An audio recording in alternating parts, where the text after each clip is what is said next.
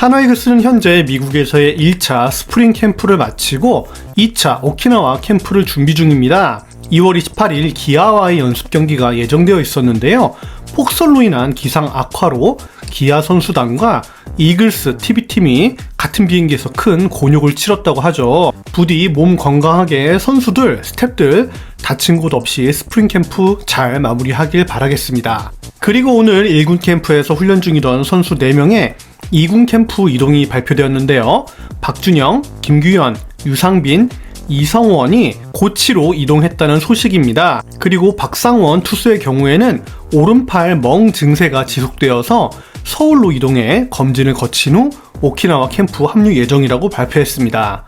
박상원 투수는 차기 마무리로 많은 분들이 예상하고 계시는 만큼 올 시즌 활약을 해줘야만 하는 선수인데요. 단순 피로 증상이기를 간절히 기도합니다. 그리고 박준영 선수는 1군 추격조에서 쓰임을 받기를 많은 분들이 바라셨는데요. 모쪼록 구속과 구종을 더욱더 단단하게 만들어서 1군에서 볼 수 있기를 바라겠습니다.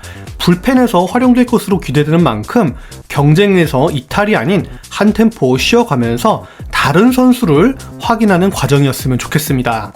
유상빈 선수의 경우엔 네덜란드와의 평가전에서 볼넷을 얻어내긴 했지만 안타를 기록하지 못했고 오그레디 선수의 코너 외야 기용이 공고화되면서 중견수 자원 기용이 많아졌고 중견수 수비가 가능한 자원들을 일단 먼저 실험하기 위해서 2군 캠프로 내리지 않았을까 생각을 해봅니다.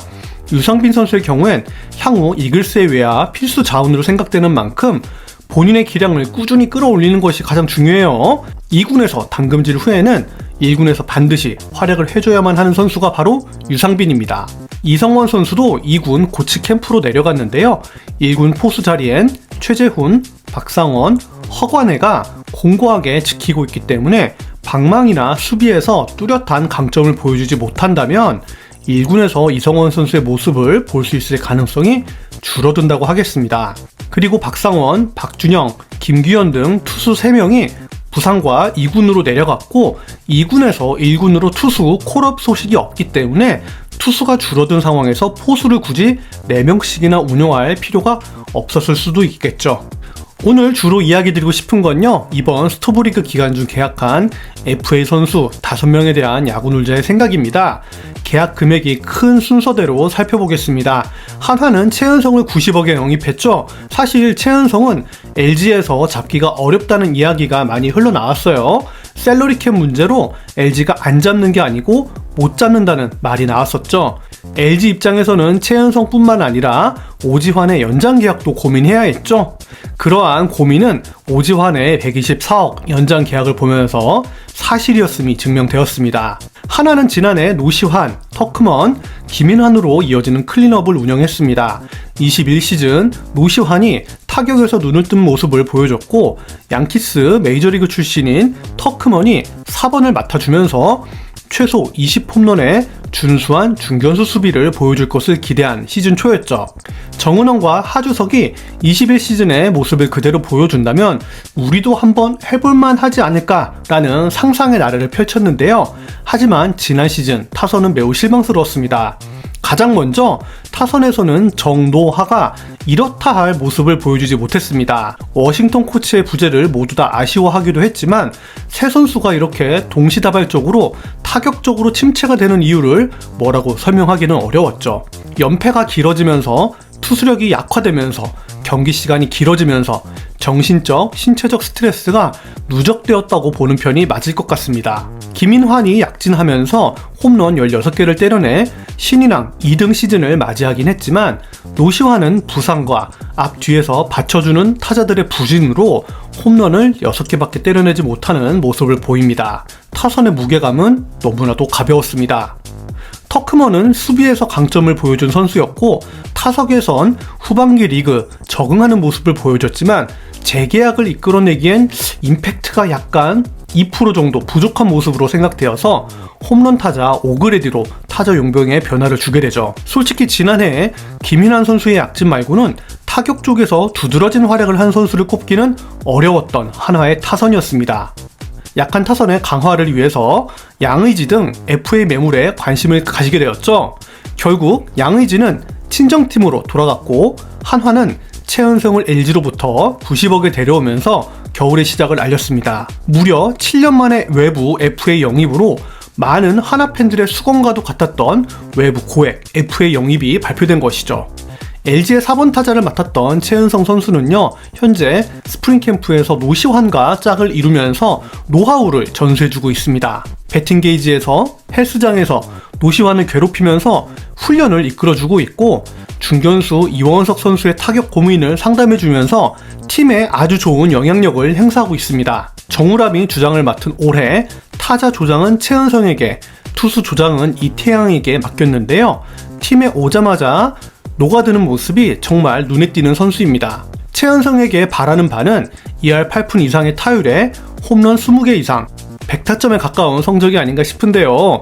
테이블 세터의 약화로 인해서 예년과 같은 타점을 기록하지 못할 것이라는 전망부터 잠실보다 작은 구장을 사용하면서 성적 향상을 전망하는 분들도 계시죠. 야구 놀자 생각으로는 아무래도 작은 구장을 사용하는 만큼 성적 향상에 작용할 것으로 예상을 하면서도요, 하나 투수들을 상대하지 않는 점은 성적 향상에 악영향으로 작용하지 않을까. 네, 농담입니다. 시즌 내 최은성 선수가 기복은 있었어도 꾸준히 3할에 근접한 타율과 80타점은 기본적으로 해주는 선수이기 때문에 한화에서도 이 정도는 기본으로 해줄 것으로 생각을 합니다. 정은원, 이명기, 노시환으로 이어지는 테이블 세터가 크게 약화되었다고 보긴 어렵다고 생각하기 때문에 성적의 향상을 점치기는 어려워도 성적의 하락은 없을 거라고 보는 쪽이 합리적으로 여겨집니다. 현재 최은성의 포지션으로는 외야, 일루, 지명타자 모두 수베로 감독이 고려하고 있다고 하죠. 본인도 5kg의 체중을 감량하면서 멀티 포지션에 대한 기용 가능성을 대비하는 모습입니다. 외야에선 오그레디와 최은성이 두 자리를 확정적으로 차지하겠지만 외야 수비에 대해선 우려가 되는 건 사실이에요. 작년과 다르게 확실한 공격력 상승을 기대하는 데 반해 수비력 저하가 눈에 띌 것 같기 때문이죠. 오그레디를 평가할 때 터크만만큼의 수비는 보여주지 못할 거라는 전망이 우세합니다. 최은성도 5kg을 감량하고 가벼운 몸으로 넓은 보폭으로 수비 훈련을 한다고 해도 최은성의 수비는 일루로 전향했던 작년이 최고가 아니었을까 싶거든요. 내야와 외야를 오가면서 혹시라도 더 어려운 시즌을 맞이하는 것은 아닐까 걱정되기도 합니다. 하지만 최은성 선수는 육성 선수로 입단해서 LG의 두터운 뎁스를 뚫고 주전까지 올라 고액 FA를 따낸 입지전적인 인물입니다. 본인에게 주어진 난관이나 고난을 뛰어넘을 수 있는 힘과 의지가 있는 선수이기에 어떻게 활용을 하더라도 그 어려운 점을 잘 극복하리라고 생각합니다. 이글스의 중심타자 그리고 주전 외야수로 활약할 최은성 선수를 응원합니다. 손혁 단장은 최은성을 영입한 후에 이태양을 4년 25억에 재영입합니다. 최은성의 보상 선수로 LG 측에서 투수를 지명할 가능성을 고려한 이태양의 영입이었다고 밝힌 바 있죠.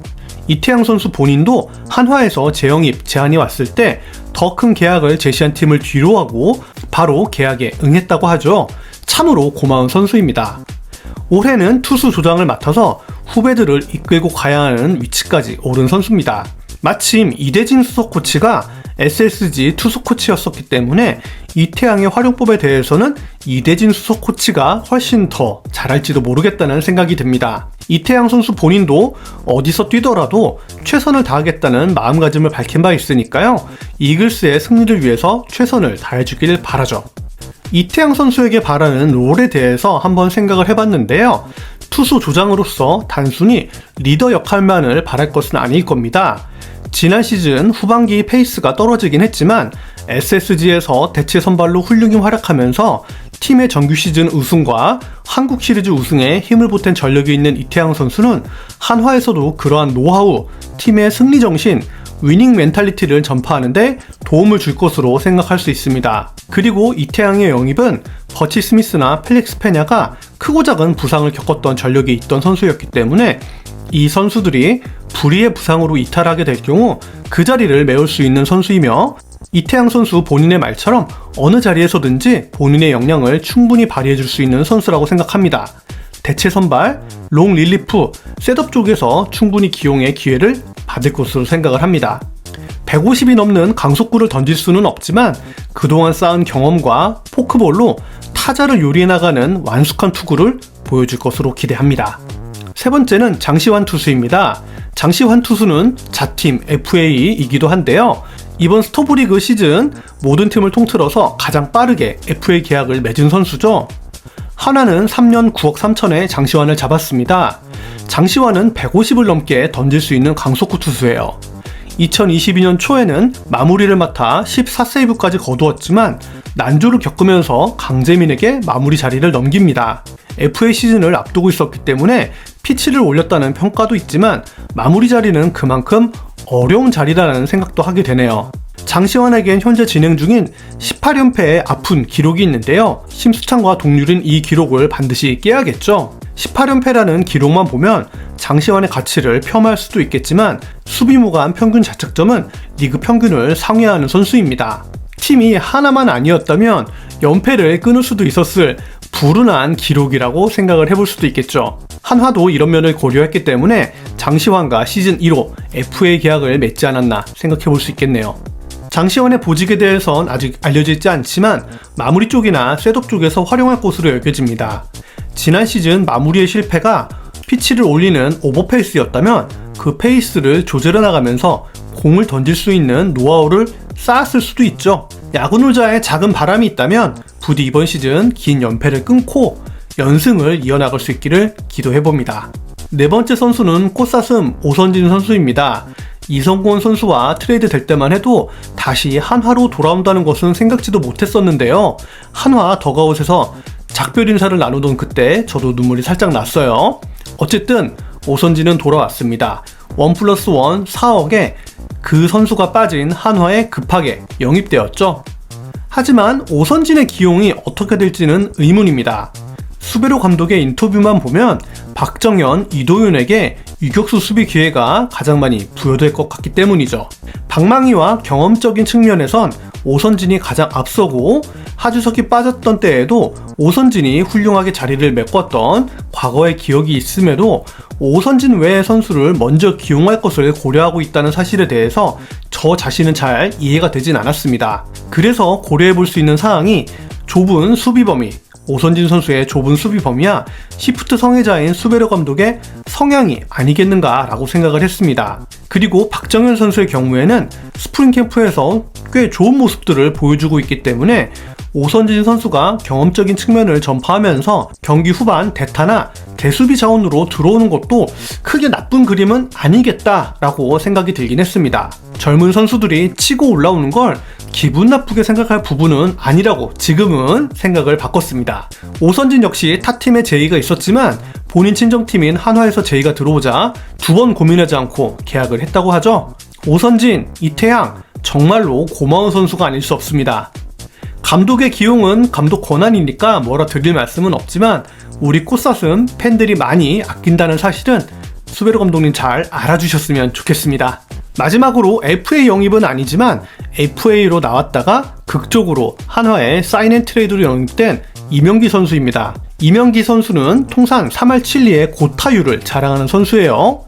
SK와 기아, NC에서 우승을 경험한 아주 경험이 많은 외야수입니다. 사실 이명기 선수를 5천만원의 연봉과 5천만원의 옵션에 영입했다고 들었을 때만 해도 이번 좌익수 이명기를 떠올렸지만 언론의 기사 행간을 읽어보면 이군포수 트레이드를 진행하다가 얹혀서 한 사인앤트레이드라는 점이 마음에 걸렸습니다. 그리고 신인과 신진급 선수들에게 기회를 부여했던 점이 희석되는 것에 대해서 살짝 팀적인 차원에서 반감 역시 느껴졌기 때문에 이명기 선수를 중용할 것인가에 대해 의문이 들기 시작했죠. 외야 수비력 역시 코너 외야수 평균을 하회한다는 이야기까지 들었기 때문에 수비를 중시하는 수베르 감독의 성향에 맞는 픽인지는 모르겠더라고요. 물론 경쟁적인 측면에서 노수광, 장은호, 장진혁, 이원석, 이진영, 권광민, 유로결 등등과 경쟁을 하겠지만 단돈 5천만원에 영입한 이 선수를 어떻게 팀에서 활용할지 의문이 가기도 했습니다. 그리고 계약이 늦어지면서 몸이 만들어졌을지도 의문이기 때문에 통산 3할의 방망이 실력은 믿어 의심치 않지만 수비적인 측면과 체력적인 부분의 완성도가 물음표일 가능성이 있겠다 생각이 들었습니다. 아무래도 경험이 많은 선수이니까 자기 몸을 어떻게 활용해야 하는지 잘 알 거라고 생각하고요.